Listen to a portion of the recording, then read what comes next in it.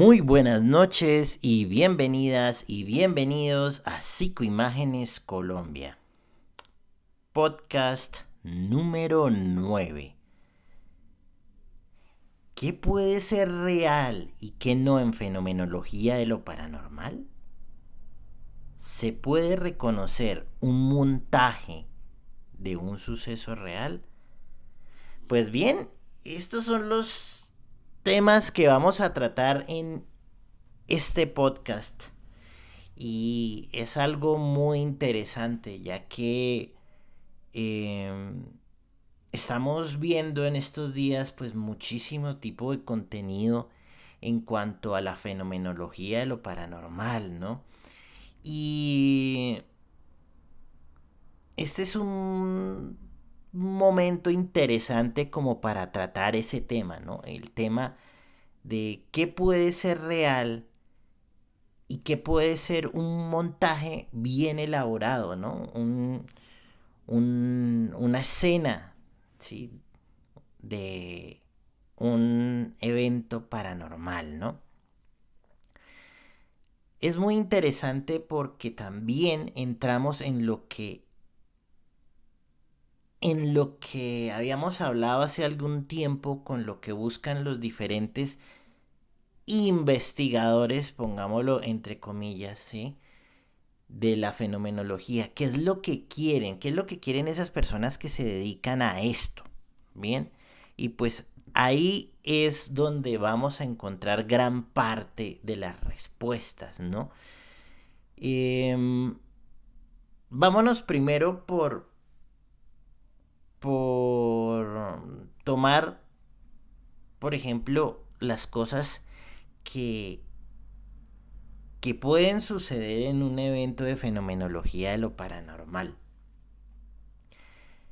Empecemos por analizar cuáles pueden ser las evidencias de una actividad de lo paranormal. Bien, ¿cuáles pueden ser realmente?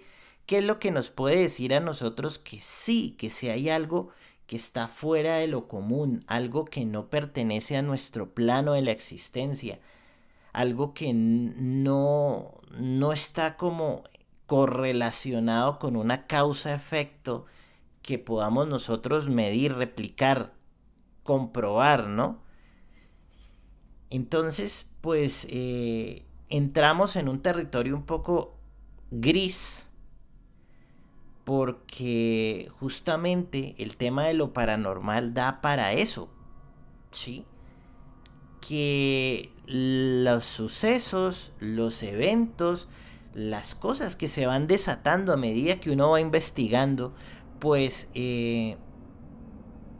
muchas veces no tienen explicación.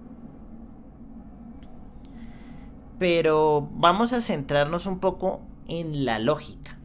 La lógica es supremamente importante a la hora de uno abordar estos temas. Y la lógica me dice, por ejemplo, que si yo dejo caer un objeto de mi mano, pues si yo lo dejo caer millones de veces, pues seguramente millones de veces irá a ir al suelo. Sin embargo, hay una probabilidad matemática extremadamente pequeña que cuando yo deje caer un objeto no caiga sino que suba. Realmente esa posibilidad matemática existe, pero es muy pequeñita, es una probabilidad, sí, claro, que una de 10.000 millones de veces no vaya para abajo sino suba. Curioso, ¿verdad? Pero es una realidad, ¿sí? Eh, y si dentro de esas 10.000 o 20.000 millones de veces que uno tiene que hacer exactamente el mismo acto y se va a repetir exactamente lo mismo, pensemos en un momento por qué en ciertos episodios de la fenomenología de lo paranormal, ¿sí? De uno o de otro investigador, investigadora, las cosas se presentan con tanta potencia, con tanta intensidad y justamente yendo en contra de esas 20.000 millones de veces que se tiene que repetir, ¿sí? Para que se genere esa probabilidad en contra, la que vaya en contraria de las otras tantas, ¿sí? Y que suceda un evento. Bueno, ¿qué tipo de evento puede ser? ¿Sí? Que se generen movimientos bruscos muy grandes de elementos, ¿sí? Que necesiten una fuerza, la fuerza física para moverlos, ¿sí?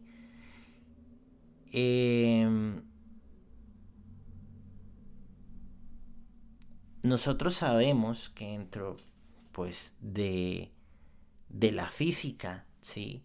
Vencer la inercia es muy difícil, ¿sí? Necesitamos una fuerza y necesitamos una masa y necesitamos una energía para poder vencer la inercia de los cuerpos. Sí, estamos jugando en contra de la gravedad, estamos jugando en contra de la presión atmosférica, estamos jugando en contra pues de los coeficientes de rozamiento de los diferentes materiales que existan en el lugar. Bueno, en fin, o sea, hay muchas cosas que uno tiene que tener en cuenta a la hora de que se produzca un movimiento, ¿sí? De algo. Está bien, pensemos en cosas muy pequeñitas, ¿sí? Digamos que se puede mover algo por la acción del viento, sí, claro, el viento tiene mucha fuerza, todos lo sabemos, ¿no? El viento mueve barcos, ¿sí? Movía esos grandes barcos de vela y lo sigue moviendo ahora con los barcos estos recreativos o los de deporte que hacen eh, travesías por a lo largo del océano, ¿no? Eh, la fuerza del viento, claro, sí, puede influir a la hora de mover ciertas cosas, pero pues hay que tener en cuenta que también necesita cierta cantidad de fuerza para que el viento logre desplazar a una masa, ¿no? Una cantidad de, de materia, ¿sí? Que está en su inercia, que está totalmente quieto, o bueno, pues está ahí en el sitio y que lo logre mover, ¿no? Es interesante plantearse uno cuánta cantidad de energía necesita uno para desplazar un cuerpo. Eso por ese punto. Vamos por ahí. Lo segundo, la manifestación de masa corpórea. Bueno. Eh, Pensemos también con la lógica básica, ¿no? Que pues, o sea, todo lo que vemos o todo lo que estamos ahorita nosotros observando, ¿sí? Tiene masa y ocupa un lugar en el espacio. Correcto, sí. Estas manifestaciones corpóreas, sí, que dejan una huella física, pues nos pueden indicar que algo, algo de energía, eh, digamos que indeterminada, que puede ser lo más parecido a un plasma, ¿sí? Logra adquirir un, una masa, ¿cierto? Que logra adquirir, digamos, una masa significativa para poder dejar algún tipo de huella. Pensemos una huella física o más aún un tocamiento o más allá todavía, ¿no? O un golpe o un arañazo donde uno salga herido, donde salga lastimado, donde rompa la piel. La piel, aunque no lo parezca, la piel humana es dura, es muy dura, ¿sí? Y la pueden comparar con la piel de los cerdos. Ustedes se compran un poco de piel de cerdo y se van a dar cuenta que es durísima. Pues la piel de cerdo y la piel humana tienen prácticamente la misma dureza. Entonces, para que existan este tipo de manifestaciones, pues tiene que haber una energía que eventualmente logre tener más masa, ¿sí? De alguna manera que no conozcamos y pues se genere estos eventos. Bien, Ahora, pongámonos a pensar, ¿qué tan fácil puede ser dentro de la ciencia lograr que, por ejemplo, la energía, que es, por ejemplo, una forma de energía que es la luz, supongamos que es un orbe, ¿sí? Una manifestación que se considera espiritual, ¿cierto? Una forma en la que nosotros podemos ver los seres espirituales, logre de alguna manera transformarse en un cuerpo humano o parte de un cuerpo humano, adquirir masa y poder generar lesiones o poder generar huellas, ¿sí? Ahora, ¿cuál es el proceso? Ahí es donde ya nos vamos fuera de la ciencia y entramos en las paraciencias, ¿no? Y pues ahí es donde no entendemos qué es lo que puede pasar. Se han registrado eventos en los que justamente, pues hablando por un lugar, en primer lugar, por el desplazamiento de masas, ¿cierto? O sea, que algo que se mueva, ¿sí? Y que no se les ha encontrado una explicación de por qué generan movimiento. Sí, hay un caso muy conocido en Argentina, que fueron inclusive investigadores eh, de muchos lugares del mundo y que pues no tenían una respuesta del por qué ciertas hamacas se movían, ¿no? Entonces era algo que no tenía explicación porque pues no se lograba entender, ¿no? Pero pues son cosas que ya son muy puntuales y son muy raras de ver. Sin embargo, también junto con lo que estoy hablando, la posibilidad de que una energía lumínica se transforme y se convierta en una energía con masa, o sea, decir que ya tiene, que se transformó en masa por algún proceso que desconocemos y pueda, y para más complique, ¿no? O sea, que sea voluntaria, ¿no? Que tenga voluntad, que tenga conciencia para hacer esa transformación, pues eh, lo hace todavía un poco más complejo, ¿no? Entonces, si nosotros empezamos a analizarlo desde la lógica, vamos a encontrar una serie de grandes problemas en cuanto a lo que es las manifestaciones paranormales.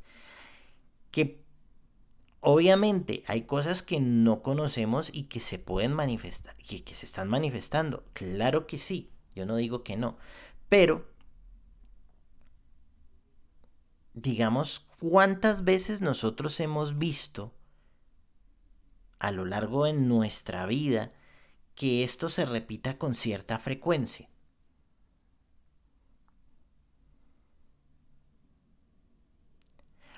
Pongamos un ejemplo. ¿Cuántas veces nosotros hemos visto por causas naturales, pongamos el viento, que el viento cierre una ventana o que el viento tumbe un jarrón o que mueva algo? Pues toda la vida, ¿cierto? Toda la vida hemos notado pues que el viento ejerce una acción de fuerza sobre algo y pues lo mueve, ¿sí? De hecho, incluso la luz puede mover cosas, ¿vale? La luz puede mover cosas, pero bajo ciertas circunstancias, ¿no? Y hay un aparatico que no recuerdo cómo es que se llama, pero que muestra que está en el vacío, pero que la luz empieza a hacer que gire una veleta, ¿bien? Eso es verdad, la luz genera movimiento. Bien, es curioso, pero sí pasa. Entonces, si, si ese experimento se llegara, por ejemplo, a aplicar que algo lumínico está generando un movimiento, bueno, hay un antecedente, sí. Pero, ¿cuántas veces vemos eso diariamente? Lo vemos muy pocas veces. La luz que está emitiendo ahorita, las luces de donde me encuentro, pues no van a mover nada, ¿sí? Y el viento que está ahorita o que tengo yo ahorita en el lugar donde me encuentro quizás pueda mover por mucho, un poquito, una de las cortinas. pero pues no creo que tenga la suficiente fuerza como para mover algo más. Bien, entonces vamos a empezar a desligar la creencia ciega de lo que nosotros vivimos en cotidianidad. Bien, ahora vámonos a otro punto de las historias de la fenomenología de lo paranormal, que son las evidencias visuales, las evidencias a través de fotografía. Esto pues ya es un poco más difícil porque digamos que tanto, o sea, nuestros sentidos del oído como el de la vista, pues nuestros rangos, nuestros campos de audición y de visión pues son relativamente pequeños comparados con los de los animales, que tienen mucho más desarrollados pues la vista y el oído y el olfato. Nosotros los tenemos muy limitados. Y los dispositivos como las cámaras de video pues tienen la capacidad de ver, sí, mucho mejor que nosotros. Entonces es muy posible que en este punto, sí, sea donde más se pueda creer que hay algo de energía, hay algo de manifestaciones que a raíz de que nosotros no tenemos como muy bien equipados nuestros oídos y nuestros ojos y nuestra nariz, pues eh, hayan muchas cosas que se nos escapen de nuestro entorno, de nuestra realidad, ¿no? Entonces es posible que, por ejemplo, con cámaras mucho más sensibles, digamos que lo más básico sería una cámara Kinect, una de infrarrojos, ¿no? Que pueda detectar algo que nosotros no podemos detectar. Sí, una cámara térmica, ¿sí?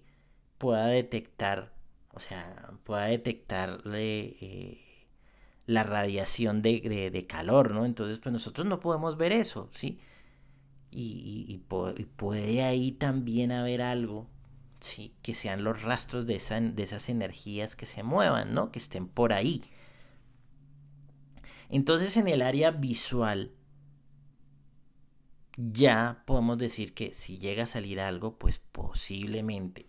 Ahora, bien, tenemos que pensar de cuántas fotografías o de cuántos videos nosotros tenemos que estar realizando para lograr captar justamente estas manifestaciones. ¿Sí? ¿Cuántas fotografías? 10.000, 20.000, 50.000 a un lugar para poder obtener alguna manifestación. De hecho, ¿cuántas veces nosotros no hacemos fotografías? Muchísimas. Ahora con los móviles la fotografía pasó a ser algo de dominio público total. ¿Y de cuántos millones de fotografías no se sacan a diario en el planeta? Y de esas cuántas fotografías registran algo inusual. Entonces también tenemos que ser muy críticos a la hora de ver una imagen. Ahora también tenemos que empezar a analizar la imagen. ¿Sí? Yo vi una fotografía que se volvió viral en donde unos muchachos estaban posando, creo que eran de la India, y que en la parte de atrás había un muchacho pálido, pálido, pálido, totalmente blanco, y que las piernas se le veían como untadas de barro y estaba detrás de ellos, inclusive su fisionomía no parecía a alguien de la India, sino parecía eh, europeo, americano o australiano, neozelandés, ¿no? Entonces era muy diferente, ¿no? Pero estaba ahí en la foto y según ellos se tomaron una foto antes y una foto después.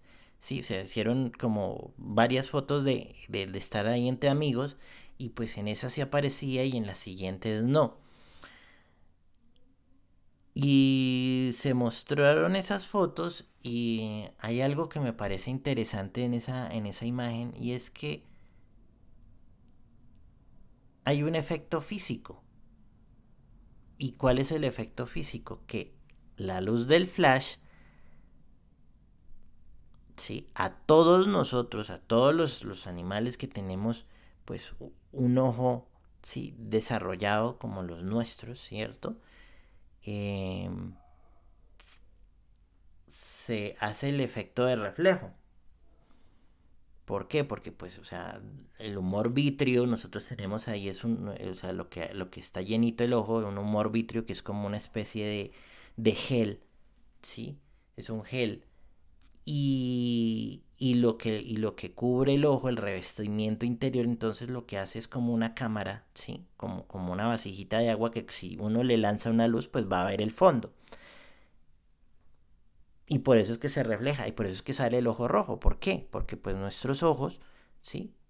Por dentro pues son rojitos, ¿sí?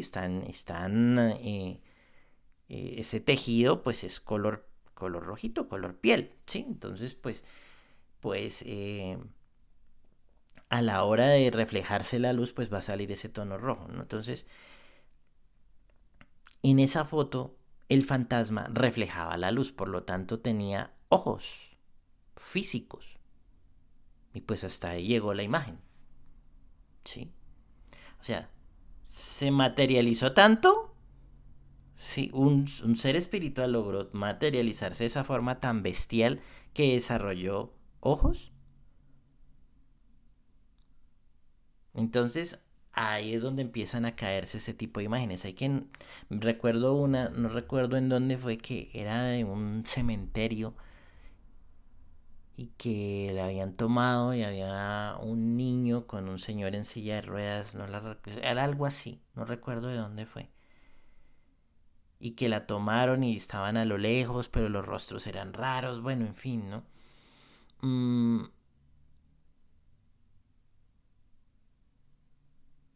no sé, no la tengo muy clara ahora, pero no sé si estaban, si generaban como algún tipo de sombra, o si generaban algún tipo de luz, o si estaban distorsionados. Bueno, muchas cosas se pueden lograr a través de software, ¿no?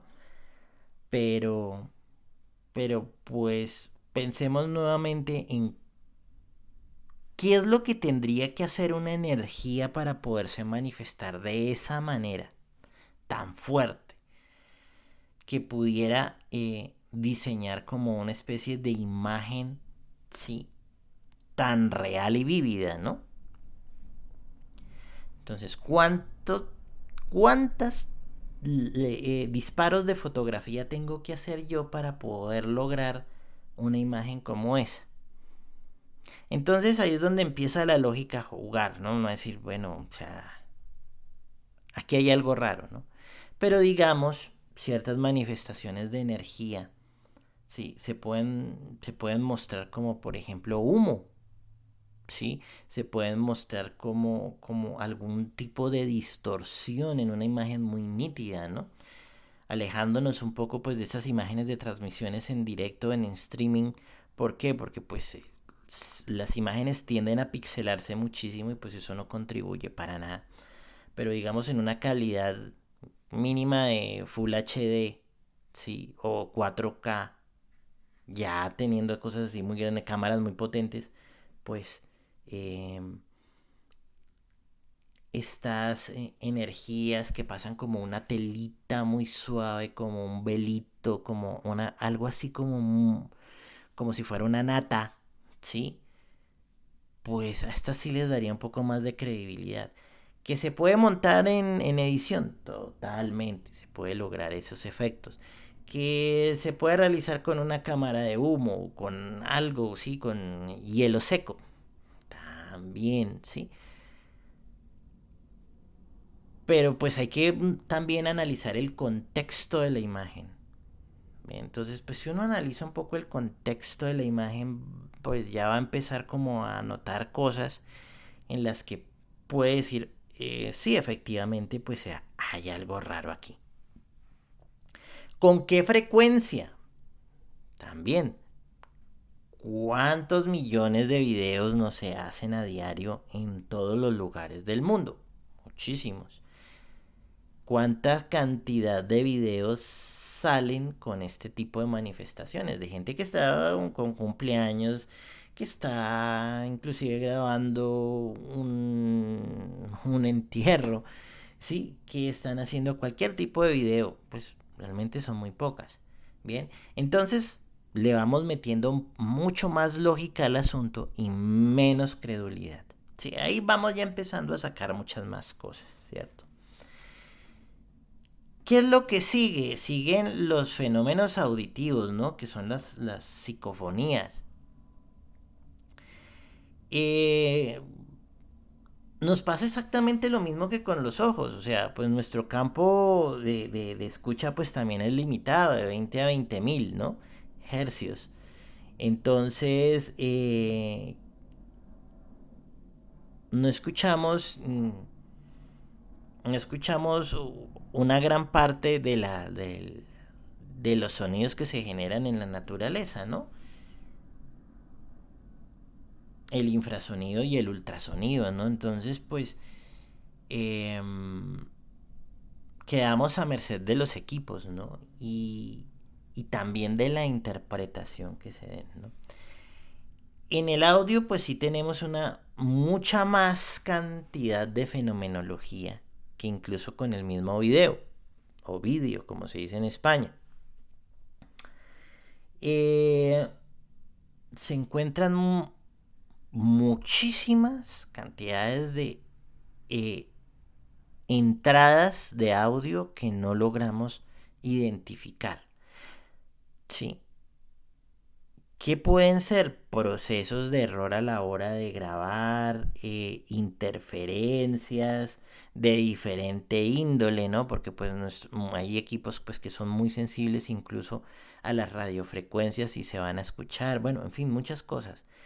Pero, curiosamente, hay una cantidad interesante en cuanto a audios, ¿sí?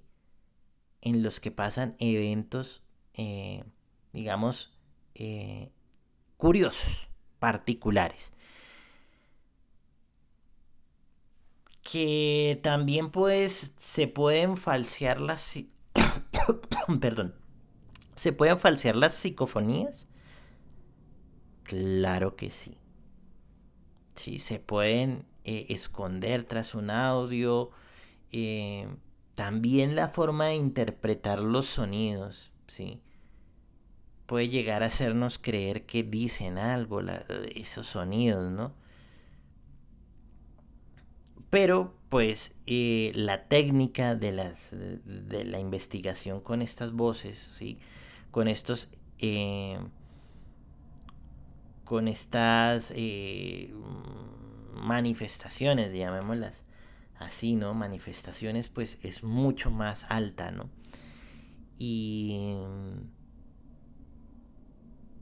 es, digamos que dentro de la fenomenología de lo paranormal, es algo que a mi modo de ver es mucho más cercano a este tipo de eventos, ¿no? O sea, que también está un poco a la interpretación, ¿no?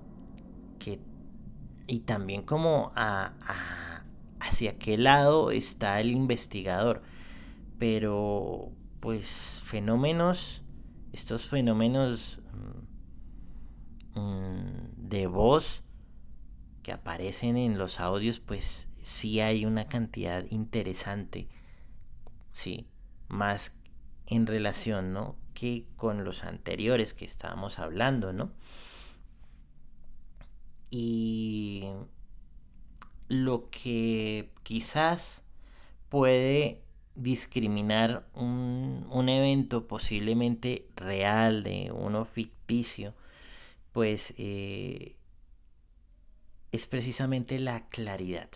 No una distorsión como si uno utilizara un distorsionador de voz y sonara de formas extrañas, ¿cierto? O también, porque pues hay gente muy burda que hace ese tipo de cosas, pero pensemos en un rato cómo se podría generar un sonido, una voz, si nosotros perdiéramos pues nuestra masa, sí, o sea, nuestro cuerpo. ¿Sonaría igual? O sea, piensen si nosotros, por ejemplo, perdemos nuestra lengua. ¿Cómo podríamos nosotros emitir algún tipo de palabra? ¿No? Podríamos emitir tal vez algunos sonidos, pero palabras no las podríamos emitir. Lo mismo que si no tuviéramos labios, cómo cambiaría nuestra forma de pronunciar? Ahora, si nos vamos quitando más partes del aparato fonador, pues ¿cómo sonaría? Y si nosotros nos ponemos a escuchar alguna psicofonía, pues no va a sonar como si fuera mm, como si fuera mi voz ahorita hablando con ustedes, ¿no? Hay ciertos casos interesantes, extraños, en los que pues sí, se han escuchado voces como si fuera una persona que estuviera completa, ¿cierto? Pero literalmente una persona física, ¿no? El caso de Chile, de la llamada del call center, a donde contestan y contesta un señor y dice que la persona que toma la decisión pues no está, que lo llamen más tarde y pues la muchacha después llama y resulta que se entera que quien contestó era una persona que había fallecido un año atrás. Sí, y pues es súper famosa, ¿no? Pero pues la voz se escucha supremamente bien. ¿Será esto posible? Es interesante pensar en ese tipo de cosas, ¿no? Pero ¿cuántas veces una psicofonía se escucha de esa forma? ¿Cuántas?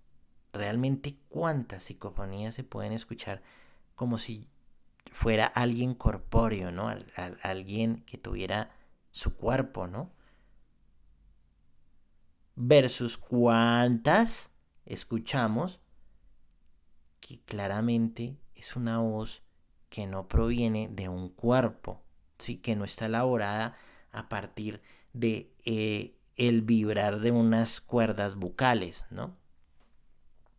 Entonces es otra cosa también muy interesante en que pensar a la hora de buscar eh, fenómenos en el audio, ¿no?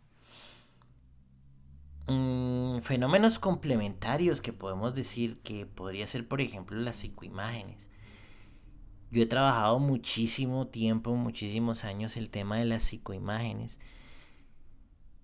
y digamos que me sorprendió mucho el trabajo de Klaus Schreiber, sí, porque era como ver televisión.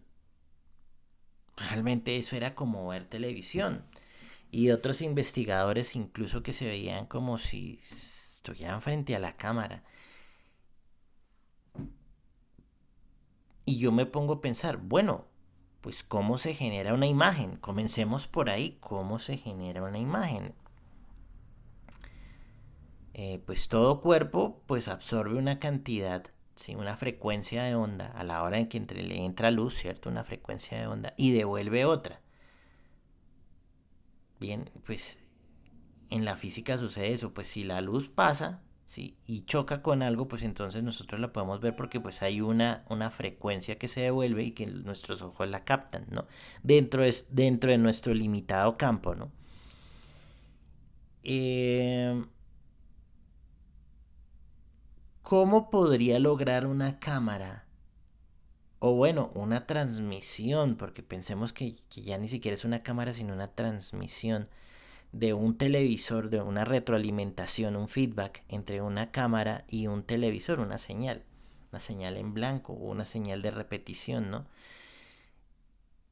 ¿Y cómo lograría tener esa imagen, ¿no? O sea, sería que esa energía espiritual lograba encontrar una transmisión o se está generando una transmisión desde otro lado y lo que se está es obteniendo la señal desde una antena que no conocemos, ¿cierto? Y que se podían ver de esa manera, ¿no?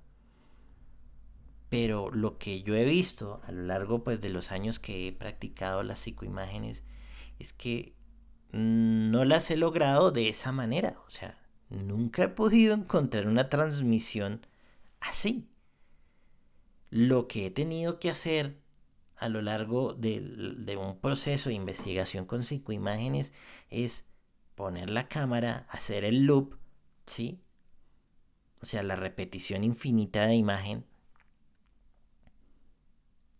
y se generan unas especies de bucles y a partir de ahí comienzan a salir imágenes que ni siquiera yo alcanzo a ver, que tengo que mirarlas cuadro a cuadro. Entonces es algo que son una grabación tan pequeña de 5 minutos, puedo tardar 3 horas, 4 horas revisando un cuadro a cuadro, ¿sí? Porque si son 60 cuadros por segundo, pues ¿cuántos segundos tienen 5 minutos? Y hay que revisar cada imagen y mirándola en detenimiento para ver qué se genera. Claro, se generan efectos de luces y sombras y que, bueno, una gente puede decir, no, esto no es nada más que pareidolia. Perfecto, tiene toda la razón. Pero otros pueden decir, oiga, es muy curioso que la pareidolia me genere una imagen tan perfecta de algo que me ha sucedido. Sí, y que no lo ve uno, ni dos, ni tres personas, sino muchas. Que eso tampoco garantiza nada, pero pues que puede dar una idea, ¿no? Entonces, eh, con el fenómeno de las psicoimágenes, pues claro que se puede trucar, todo se puede trucar en esta vida, ¿bien? Pero ¿qué pasa? En el fenómeno de las psicoimágenes, el trucarlo, más o menos como tratar de construir una imagen a partir de un reflejo, quizás, sí, pues puede funcionar. Sin embargo, yo lo diría que es un poco complejo el poderlo hacer. Sin embargo, pues posiblemente habrá gente que lo habrá hecho, ¿no? Pero si me pongo a analizar un poco más el tema, pues claro, hay un efecto de luces y sombras. Eso es innegable. Pero si vemos un contexto donde hay muchísimas imágenes, no solamente una, sino 10, 15, 20 rostros diferentes en una misma imagen, pues ya uno empieza a pensar, bueno, ¿esto qué es? O incluso como de escenas, ¿no? Porque pues a veces se ven escenas de algo, como una especie de fotografía envuelta entre luces y sombras. Es curioso que las he encontrado a veces. Sí, pero digamos que en el mundo de las psicoimágenes, si vemos algo que sea muy nítido, que sea como una transmisión de televisión ordinaria, pues yo ya dudaría, ¿sí? De hecho, dudo mucho del fundador de las psicoimágenes porque pues lograr ese tipo de imágenes con esa calidad pues es muy extraño, ¿no? Demasiado, diría yo. Complejísimo de lograr, diría yo, porque pues yo lo he tratado de practicar con equipos antiguos, sí, asemejando un poco pues la experiencia que tuvo Klaus Schrieva, sí, pero pues no logró ese efecto, ¿no? Y pues se me hace muy raro lograr semejante tipo de calidad en una imagen, ¿cierto? Y que no duraba un cuadro de los 60 por segundo, sino que duraba muchísimo más tiempo.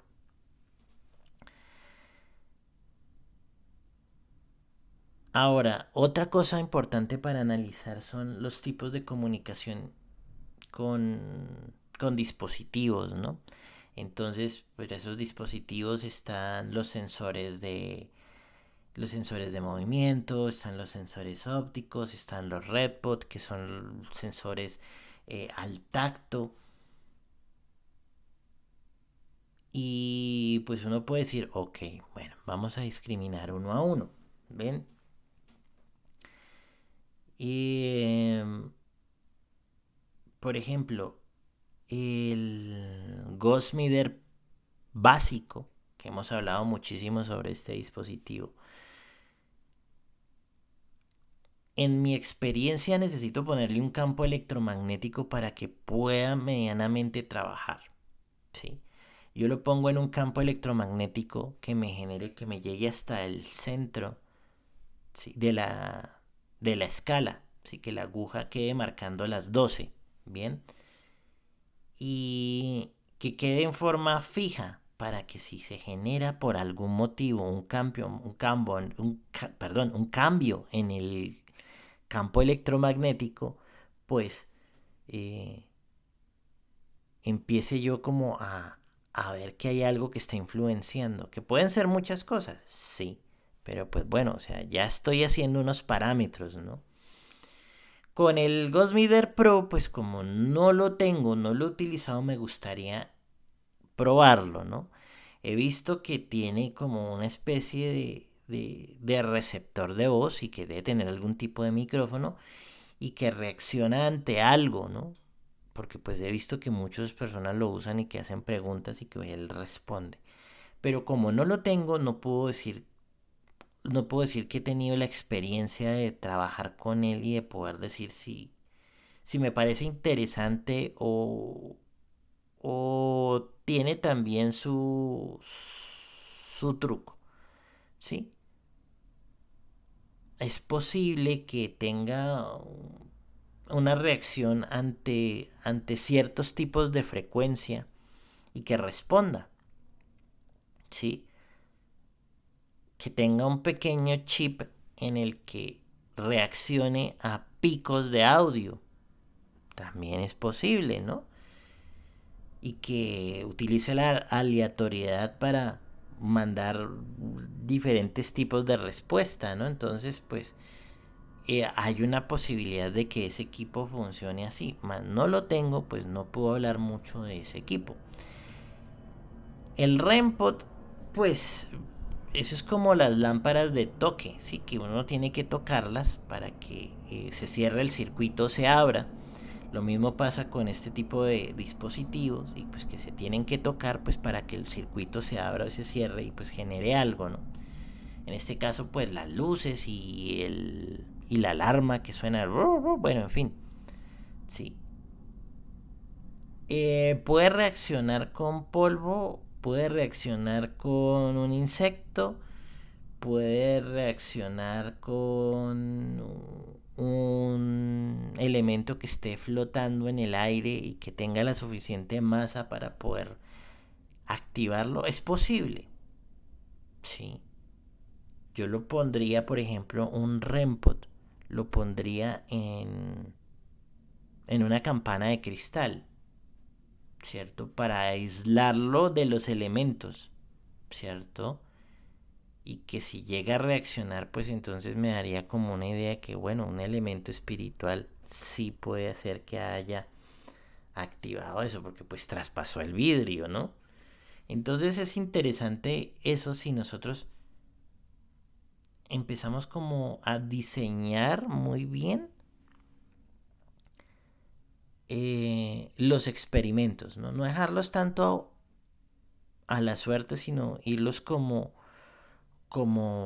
mmm, planificando para qué, para que sean mucho más rigurosos a la hora de dar eh, algún tipo de valor, ¿no? Sus respuestas, ¿no? Eh, ¿Con cuál otro equipo estamos faltando? El K2 también, ese es otro equipo de valores de campos magnéticos. Eso lo he usado también muchísimo en diferentes ambientes. Y he encontrado cosas curiosas, sí, que por ejemplo pues no sabría cómo explicar, sí. No necesariamente contestaciones, pero sí he encontrado, por ejemplo, en, en habitaciones que se me activa a una muy fuerte potencia en un punto específico, pero si yo lo alcanzo a medir, no mide más de 1 centímetro cúbico. O sea que si yo lo muevo en 1 centímetro cúbico me reacciona, pero si lo muevo a otras distancias, no. Es en un punto como en el espacio, un punto en tiempo-espacio. Es algo extraño que sí he notado. ¿Qué puede ser? No lo sé, porque pues si fuera un campo electromagnético, pues sería mucho más amplio, pero lo he encontrado casi en puntos muy pequeñitos. Eso me parece extraño, ¿sí? Que, por ejemplo, en experimentaciones donde claramente hay electromagnetismo, pues ese equipo va a reventar y va a llegar hasta el rojo. ¿Sí? Bien sea por las emisiones de nuestros móviles, bien sea por las cámaras, por las luces, por fuentes externas como cables de electricidad, como antenas repetidoras de señal de radio y televisión, en fin, con cualquier puede que se contamine y que nos bote señales en rojo, ¿no? Entonces, pues hay que tener cuidado también con esas lecturas. Sí, no todas necesariamente puede ser que sea un contacto. Uno muchas veces como investigador quiere que eso sea como un contacto. Y a veces el azar juega a nuestro favor porque preguntamos algo y nos pareciera que nos estuviera respondiendo. Pero, pues, a mí me ha pasado y yo digo, oiga, qué chévere, parece que sí había algo. Pero si yo me pongo a pensar un poco más analíticamente, digo, pues bueno, puede que haya sido unas coincidencias, ¿no? No necesariamente tuvo que haber sido una energía de un ser espiritual, ¿ven? Y pues yo creo que he abordado mucho de lo que es la fenomenología de lo paranormal y pues un poco utilizando la lógica, pues ya podemos entonces entrar a lo que puede ser o no puede ser. Imaginémonos lo que yo hablaba en un podcast, no recuerdo cuál, pero decía que yo había visto el canal de un muchacho de Rusia, que a todo lugar donde llegaba le sucedían fenómenos paranormales brutales, constantes, permanentes. O sea, salían a volar platos, eh, se cerraban las puertas, se rompían los cristales, las sillas salían volando, se encendía el fuego de la chimenea. Pasaba de todo en una hora de transmisión. Ahora bien, ¿ustedes creen de verdad que eso sea real? Mientras que más del 70% de los investigadores de la fenomenología de lo paranormal a duras penas logramos captar voces en grabación y el resto pues movimiento prácticamente cero. Ahí es donde uno empieza a decir, tantas manifestaciones y con tanta potencia es algo sospechoso, ¿no? Muy sospechoso a mi forma de ver. Bien. Ahora, los ataques de seres espirituales a los seres físicos, o sea, a nosotros. No niego que han pasado, pero ¿de cuántos en tantos millones de casos? ¿Sí? Y que se vea con cierta frecuencia que una persona es atacada, que le sacan sangre, que le dejan morados, que, que termina lesionado.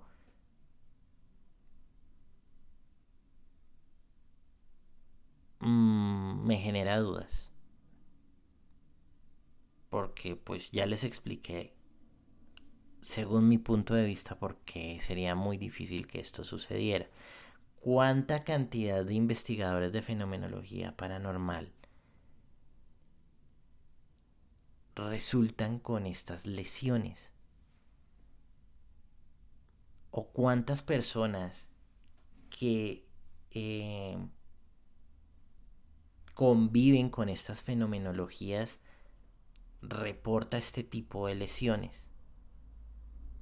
Bien. Y qué curioso que se presenten en vivo. Sí. Ahora,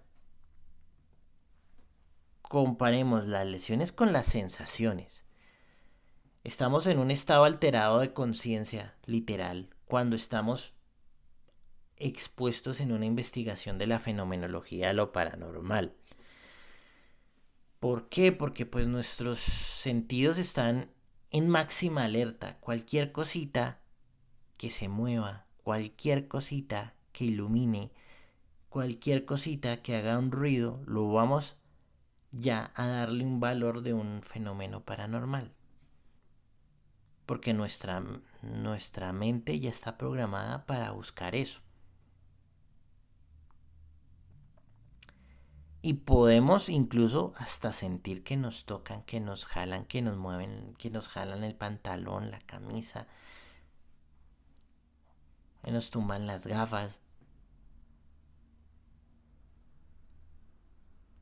Y tal vez no sea algo paranormal, sino que sea una percepción, ¿sí? Y que pues estamos bloqueando otro tipo de información y que solamente estamos permitiendo que ingrese otro tipo de información, ¿no? Estamos bloqueando lo que puede ser una causa natural o algo normal y ya le estamos dando otros valores. Por ejemplo, con los cambios de temperatura, eso a mí me gusta mucho, el tema de los cambios de temperatura, y también lo he investigado. Tengo un dispositivo que tiene 3 termómetros y tengo mi pantalla donde veo cada cambio de temperatura. Sí, para que haya un cambio de temperatura significativo, ¿cierto? Tiene que pasar mucho tiempo, o sea, de décimas de grado para que se mueva. O sea, por ejemplo, estamos ahorita en mi habitación son 17.9 grados, ¿sí? Y para que llegue a los 18 se demora muchísimo porque pues esos 10 grados, o sea, 10 centésimas, 10 décimas de grado, le cuesta. Pero cuando nosotros estamos en fenomenología, muchas veces escuchamos que hay bajonazos muy, muy potentes de temperatura. Y eso me gusta investigarlo. Entonces, por eso yo utilizo estos termómetros. ¿Sí? Y en donde aparenta haber cierto tipo de manifestaciones de fuerzas espirituales, pues se pone el termómetro y se revisa, ¿no? Se revisa si hay un cambio brusco en la temperatura. Por ejemplo, decir de 17.9 pasar en menos de un minuto a 15. O sea, una pérdida de 15 a 16 a 17 de 2 grados centígrados en menos de un minuto. ¿Qué absorbe tanta energía?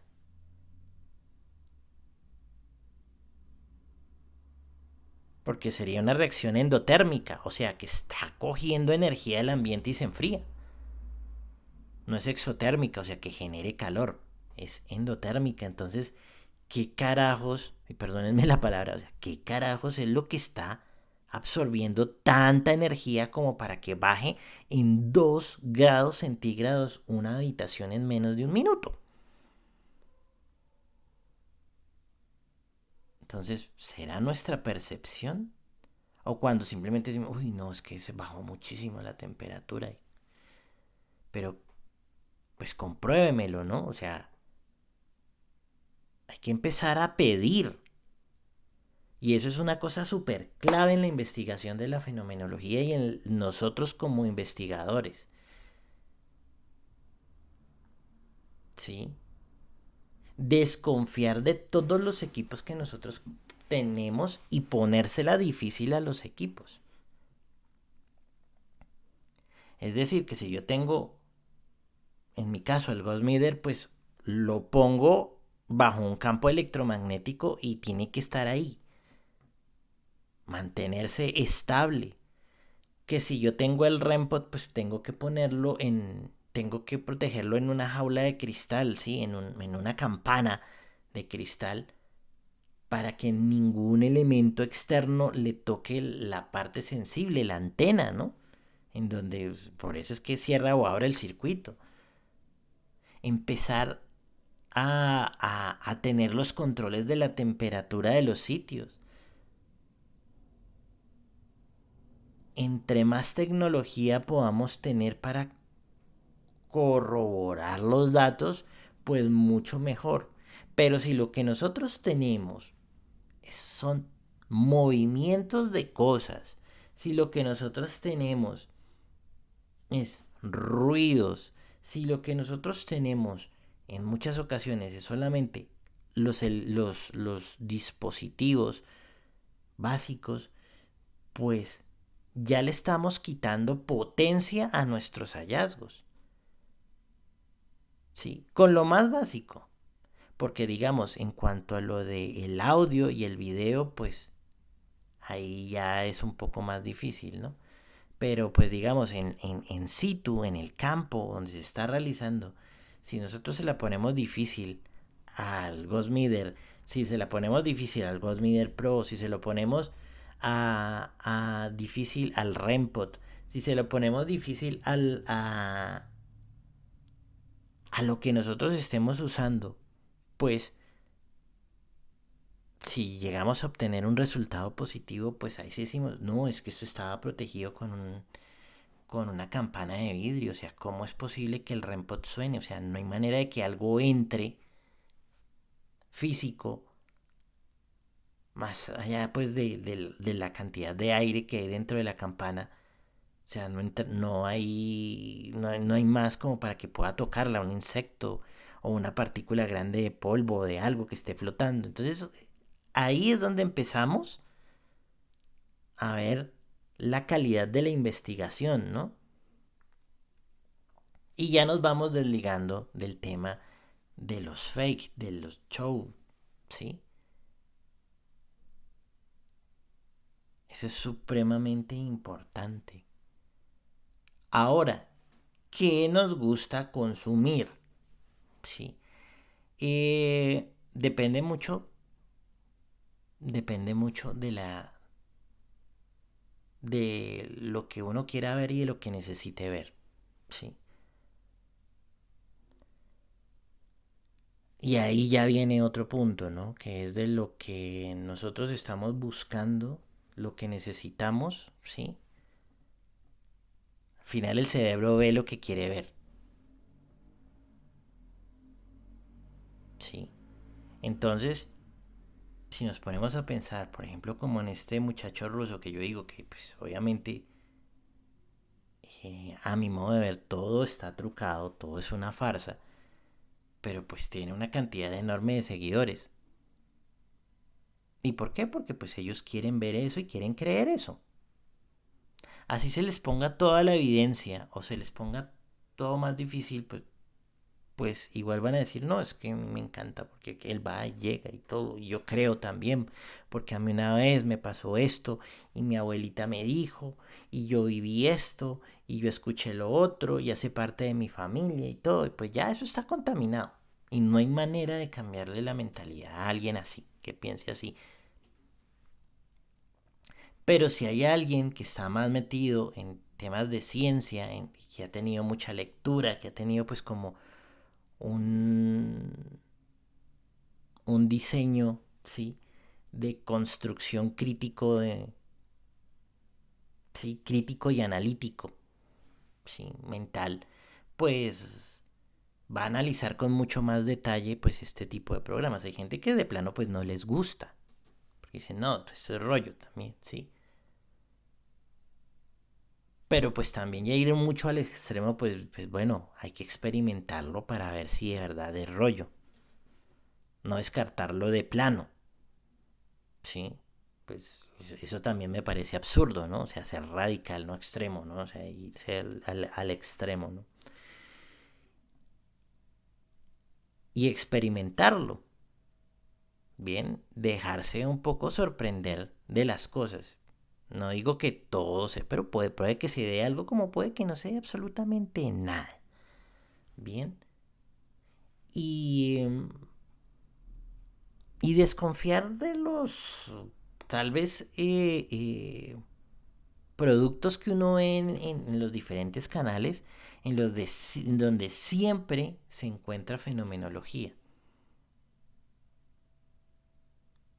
Sí. Mm, Salvo eventos de audio, que sí, pero pues a través de las psicofonías, que hay que trabajar el audio muchísimo y todo, que puede que se den con cierta regularidad. Como les digo, en el tema del audio sí hay un punto ahí interesante. En los demás pues no se ve con mucha frecuencia. Entonces hay que empezar a analizar el por qué en el audio sí y en el resto no. Es más difícil. Sí, pero por ejemplo, si en el video, o sea, se mueve, salta, se prende, se apaga, bueno, hay que tener cautela y ser un poco más críticos con eso. No digo que no sea verdad en ciertos casos, pero pues yo le pondría dificultad a esas manifestaciones. Me gustaría ponerles dificultad, inclusive destapar esos equipos y mirarlos a profundidad para ver si es que tienen algún daño o no. ¿Sí? Y así con todo, ¿no? O sea, al final uno tiene que ser muy crítico con lo que consume. No consumir por consumir.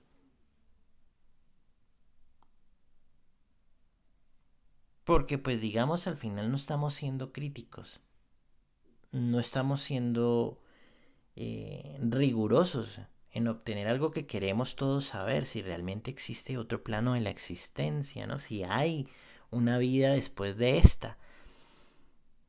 No sé si algún investigador lo podrá lograr, ¿no? Ninguno de nosotros pues tiene una prueba contundente, ¿no? Para poder decir que sí la hay. Pero si hacemos bien las cosas, pues seguramente pues estaremos un paso más cerca de encontrar algo interesante, ¿no? Que sea com- como para compartir a nivel global y si lo veas así está interesante este tema. Y ¿qué es lo que buscamos? Si buscamos es que nos asusten, como lo dije en uno de los videos que tengo pues, justamente hablando de este tema, pues si quieren susto y si viven en una ciudad peligrosa, pues salgan a la calle. Expónganse si quieren al peligro que hay en la calle, delincuentes, asaltos, de todo lo que pueda pasar en la calle. Y ahí sí les va a dar susto de verdad. En la fenomenología de lo paranormal y en las investigaciones quizás no es tanto susto. Más bien uno tiene que empezar a ser riguroso y no dejar de que se ponga en modo cazafantasmas, sino más bien como en un modo de análisis, ¿no? De entender que puede, pero que al mismo tiempo no puede ser. Sí. Y si ya hay algo que uno sienta, que uno vea, que haya cierta como algo de que realmente hay algo ahí que uno sabe, pues ya ponerle cierto tipo de atención, ¿no? Ahí es donde ya entra el sexto sentido, ¿no? Ese sentido que está fuera de nuestro cuerpo, ¿no? Que nos avisa también de ciertas cosas.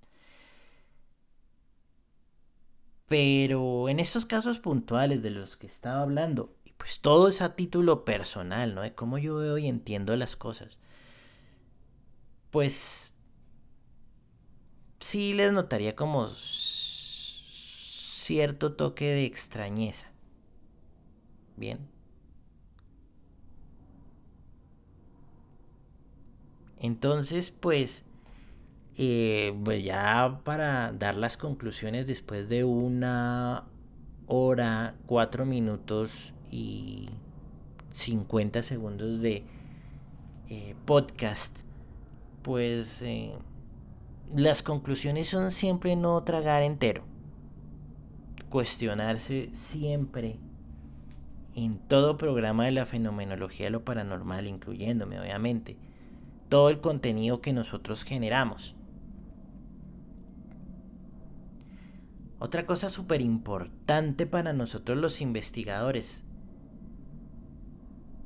colaborarnos y compartir. Creo que es una cosa supremamente importante. Bien. Sin importar que uno sea un canal grande, que otro sea un canal mediano y que otro sea un canal pequeño. Si nosotros tenemos el mismo gusto por el mismo tema, pues es muy interesante que compartamos nuestras experiencias y que salgamos entre diferentes grupos y entre todos compartamos información y vivamos experiencias en conjunto. Porque si nuestra función es mostrarle a la gente que sí hay cosas extrañas que no podemos explicar, pues qué mejor que tengamos un gran grupo de investigadores que nos dediquemos a esto y que trabajemos juntos. Así uno se llame Psicoimágenes, el otro se llame Pepito, el otro se llame Beto, el otro se llame no sé qué, Palito Blanco, lo que sea. Y entre todos trabajemos. Y si nosotros empezamos a ser críticos con nuestro trabajo, también lo seremos con el de los demás. Entonces, pues si todos manejamos una misma ética, pues las cosas van a ser mucho más claras y mucho más fuertes y contundentes a la hora de que nosotros lo presentemos al público. Bien. A mí me gusta mucho dejar los materiales totalmente en blanco, limpios, o sea, sin editar.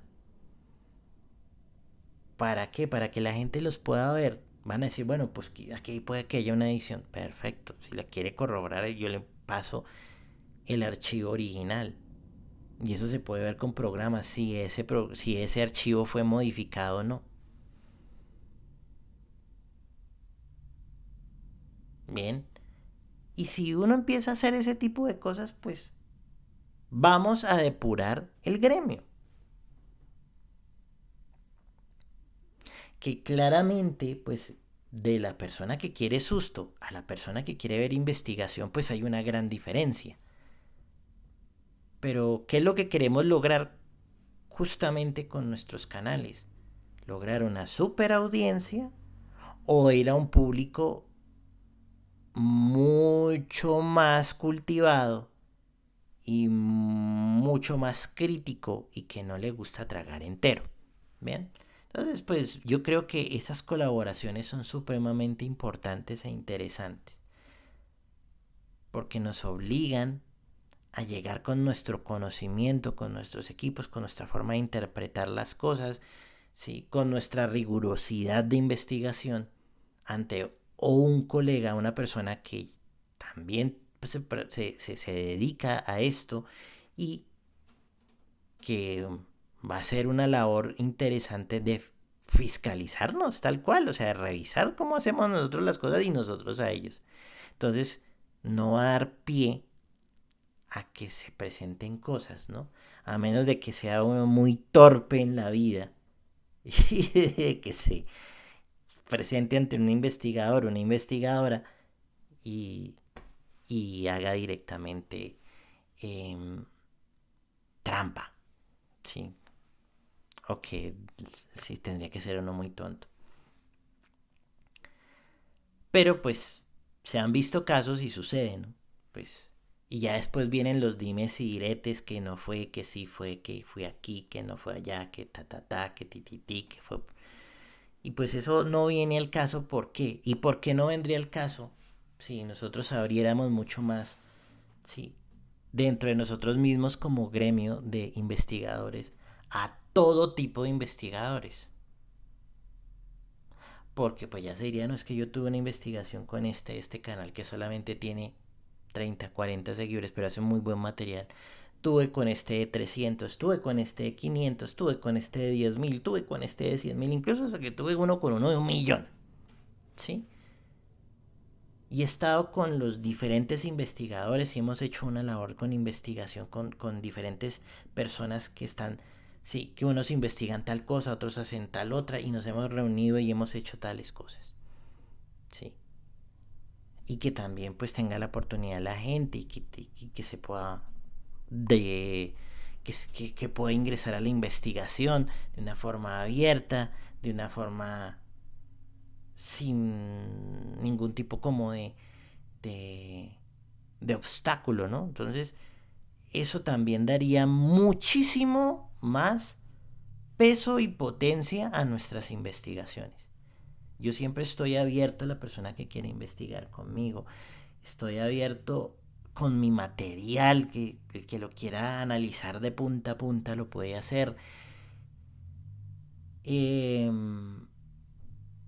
y me gusta eso, justamente, que mi investigación sea abierta a todo el mundo, que todo el mundo pueda opinar, participar, inclusive que si quiere explorar conmigo y tiene algún lugar, pues que me diga y vamos, lo hacemos y llevamos equipos y hacemos muchas cosas, sí, dentro de lo poco que tengo de equipos, pero pues bueno, se hace. Pero pues es para mí y creo que esa es una de las mejores soluciones que nosotros como investigadores y a la gente que le gusta estos temas, pues que tenga un contenido pulcro, que tenga un contenido que se merecen ellos, que es un proceso de investigación riguroso. No darle cabida a, al espectáculo, sino más bien a una investigación. Sí. Y, y al final es eso, ¿no? Al final es lo que queremos realmente saber. No engañarnos, sino cada vez estar mucho más cerca a algo que podamos decir, esto lo tiene que conocer el mundo entero. Bueno, yo creo que lo dejo hasta ahí. Son mis opiniones, es la forma como veo, creo, pienso y siento, ¿sí? Está englobado dentro de mi cosmovisión y mi escala de valores. Y pues lo dejamos en este punto, ¿no? Les agradezco a todas las personas que han escuchado este podcast número 9. Y ya saben, nos escuchamos en un próximo podcast, el número 10. Y nos seguimos viendo a ver si sacamos otros videos, otros materiales. Estamos ahí eh, creando más contenido poco a poco. Ya saben, de corazón a corazón, muchas gracias y buenos días, buenas tardes, buenas noches, dependiendo del lugar en el donde nos estén escuchando. Un abrazo a todos, soy Carlos Andrés Camargo Martínez, investigador de la fenomenología de lo paranormal desde Psicoimágenes Colombia, desde la ciudad de Bogotá.